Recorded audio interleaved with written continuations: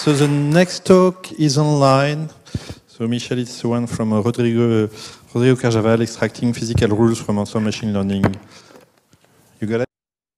Hello everyone, my name is Rodrigo from the Institute of Astrophysics and Space Sciences in Portugal, and I would like to talk to you about our work, which you can see also in our paper, Selection of Powerful Radio Galaxies with Machine Learning. So let's start with a bit of context. Our idea is to understand the processes happening in the reorganization epoch. That's when the first galaxies were assembled, and we want to understand their relation or correlation with the black holes they are hosting. In order to do that, we need a lot of data, and that's where the use of machine learning can help us. In particular, we are interested in the radio detection of these sources.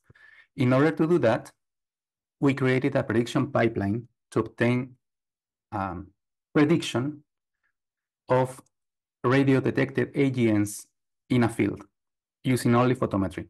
In our case, we use 3 steps of prediction, separate steps, with AGN classification, radio detection of these AGNs, and a final redshift prediction step.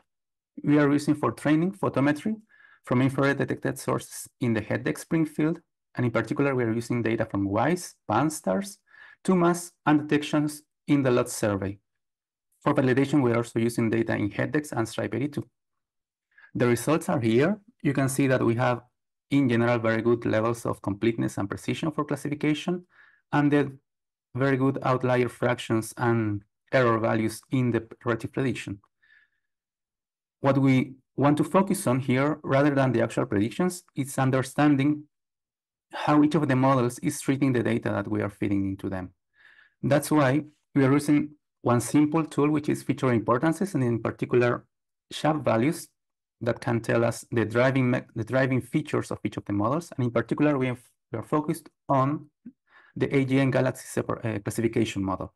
If we take the 2 first features, the most relevant features for this model, and create a color diagram, as here, and then plot all the data that we are using for this training, we can see that we can separate these populations very well.